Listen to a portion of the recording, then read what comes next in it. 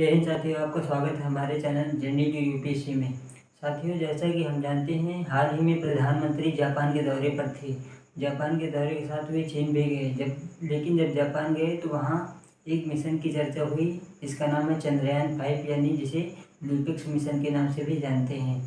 इस बारे में चर्चा हुई तो इसीलिए यह टॉपिक चर्चा में आ गया। इसके बारे में जानते हैं। तो यह, जैसा कि आप जानते हैं, यह वीडियो सभी एग्जाम्स के लिए बहुत ही इम्पोर्टेंट है। इस मिशन के बारे में जानना, यानी चंद्रयान 5 के बारे में जानना बहुत सभी एग्जाम्स के लिए बहुत ही इम्पोर्टेंट है। इसके हम कई पहलुओं के बारे में चर्चा करेंगे, जैसे यह किन किन देशों का समन्वित मिशन है, यानी कौन कौन से देश इसमें शामिल हैं, इसमें सहयोग के बारे में इसकी क्या महत्ता है, इसके बारे में समझेंगे और अन्य मुख्य बातों को भी समझेंगे। तो आइए देखते हैं। चंद्रयान 5 यानी जिसे लूपेक्स मिशन के नाम से जाना जाता है। लूपेक्स का मतलब होता है, पूरा फुल फॉर्म इसका ल्यूनर। ल्यूनर का मतलब होता है जो चंद्रमा की सतह से संबंधित हो। Polar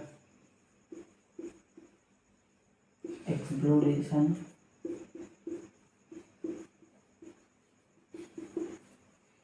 mission. जैसा कि इसके नाम से पता चल रहा है, यह चंद्रमा की सतह पर जो उसका दक्षिणी ध्रुव है, जो कि परमानेंटली शैडो रीजन है, जो कि हमेशा उसमें छाया पड़ती है, छाया क्षेत्र है हमेशा के लिए। उसका अध्ययन करेगा, उसमें बर्फ और पानी की खोज करेगा, और जो वाष्पशील यौगिक होते हैं उनकी खोज करेगा। अब इसमें किन किन दो देशों का मिशन है, तो इसमें भारत यानी हमारे इंडिया का जो इसरो है, space agency ISRO, plus Japan की जाक्सा। जापान की जाक्सा और भारत का इसरो इस मिशन को लेकर काम कर रहे हैं। इसकी लॉन्च तिथि के बारे में बात करें, कब लॉन्च होगा, तो यह 2028 से 29 के बीच लॉन्च होगा। अब इसके उद्देश्यों के बारे में बात करें, यानी इसका एम क्या है, तो इसका उद्देश्य है चंद्रमा का जो दक्षिणी ध्रुव है, हिमालय चंद्रमा का उत्तरी, ये दक्षिणी ध्रुव है। तो यहाँ इसके चंद्रमा की दक्षिणी ध्रुव पर, जो कि परमानेंटली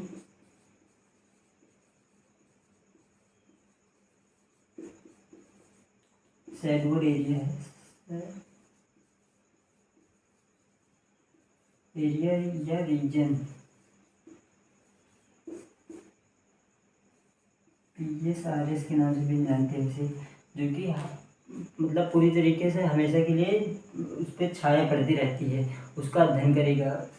साथियों, हम आपको बता दें उसमें क्या अध्ययन करेगा, उसमें पानी और बर्फ की खोज करेगा कि, लेकिन हम यह जानते हैं कि हमारा जो चंद्रयान गया था, चंद्रयान 1 जो बन गया था 2008 में, उसने दुनिया में पहली बार चंद्रमा पर पानी की पुष्टि की थी, भारत के चंद्रयान 1 में, जो कि 22 अक्टूबर को गया था 2008 को वहाँ। इसकी मुख्य बातों के बारे में बात करें तो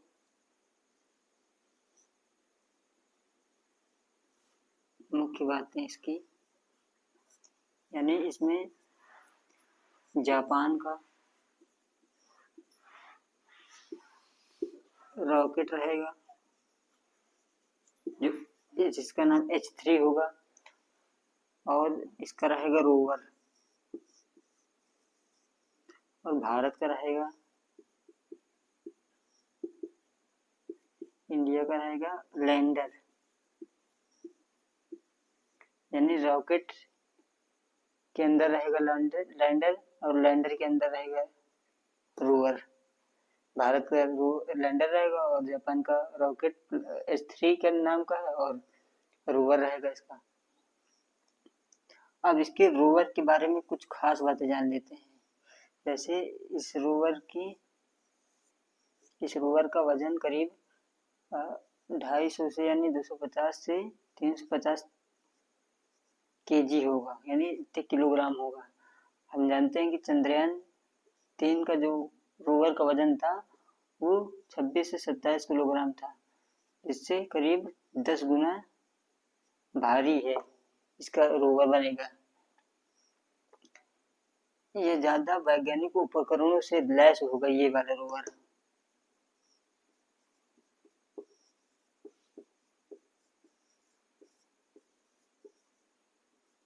ज्यादा वैज्ञानिक उपकरण, ज्यादा उपकरण लगाने का सीधा अर्थ है यह है कि जो सीधे वहां जाए चंद्रमा की सतह पर और सीधे यह वहां का एनालिसिस करना चालू कर दे। जैसा कि हम ये नहीं होगा कि चंद्रयान जैसे चंद्रयान 4 हमारा जाएगा तो वहां से सैंपल लाने का काम नहीं करेगा, यह वहीं सैंपल की जांच करेगा, वहीं उसका एनालिसिस करेगा। इसलिए इसको ज्यादा वैज्ञानिक उपकरण दिए जा रहे हैं। इसकी अवधि, इस रोवर की अवधि लगभग 6 महीने होगी, मतलब ये 6 महीने तक काम कर सकेगा। हम जानते हैं कि चंद्रयान 3 का जो रोवर था वो करीब 15 से 20 दिन ही काम कर पाया था। उसके बाद वहां का तापमान वो सहन नहीं कर पाया तो वहीं वो मर गया। हालांकि वो मशीन थी, मरना तो नहीं कह सकते, लेकिन यदि माने जिंदा भी था तो वो इतना उसका चंद्रमा का तापमान नहीं सहन कर पाया। हम जानते हैं कि वहाँ तापमान, वहाँ वायुमंडल नहीं है, इसलिए दिन के समय 1 महीने में वहाँ 15 दिन का एक दिन होता है और 15 दिन की एक रात होती है। तो दिन के समय टेम्परेचर बहुत ही हाई चला जाता है, जैसे 200 से 250 300 डिग्री सेल्सियस, और रात में -200 डिग्री सेल्सियस तक चला जाता है। तो इतने में ये सरवाइव नहीं कर पाते। इसमें इसरो का यानी इंडिया का ग्राउंड पेनिट्रेटिंग रडार होगा। मतलब ग्राउंड पेनिट्रेटिंग का रडार का मतलब है कि वो वहां ड्रिल करेगा और वहां से जो चंद्रमा की सतह पर ड्रिल करेगा वहां से रेडियो तरंगे भेजेगा, रेडियो वेव्स भेजेगा जमीन के अंदर। तो रेडियो वेव्स जाएंगी, तो जब जाएंगी तो जहाँ फिर टकरा कर वापस भी आएंगी, फिर वहां का समय नोट किया जाएगा और फिर ये भी पता चलेगा वहाँ की कहाँ कौन सी परत है, कहाँ बर्फ की परत है, कहाँ पानी की परत है और कहाँ चट्टान की परत है। जैसे एक्सरे किया जाता है ना शरीर का, वैसे ही सेम करेगा। एक्सरे शरीर में छोड़ी जाती है, इसमें रेडियो वेव्स छोड़े जाएंगे। और जाक्सा का है न्यूट्रॉन स्पेक्ट्रोमीटर। ये इसका काम क्या होगा, या अध्ययन करेगा कि पानी कहाँ है, कैसा है और किस प्रकार का है, ये इसका विश्लेषण करेगा। अब इस मिशन के महत्व के बारे में समझे तो यह मिशन, इसका उद्देश्य जैसा कि हमने पहले जाना कि चंद्रमा के जो दक्षिण ध्रुव है उसके रहस्य को उजागर करना, उसकी जो बर्फ है, बर्फ की परतों को जानना और उसके पानी को जानना और वहाँ जो वाष्पशील पदार्थ हैं उनके बारे में जानकारी प्रदान करना। जैसा कि हम जानते हैं पानी हमारे जीवन के लिए बहुत ही इम्पोर्टेंट है। तो यदि चंद्रमा की सतह पर पानी की एक बहुत बड़ी मात्रा मिल जाए, यानी पानी तो भी है लेकिन ज्यादा मात्रा में मिल जाए, तो वहाँ जो कॉलोनियां बसाने की बात हो रही है उसमें काफी मदद मिलेगी। और जो इसरो के महत्वाकांक्षी मिशन आगामी मिशनों के लिए भी काफी सहायक होगा।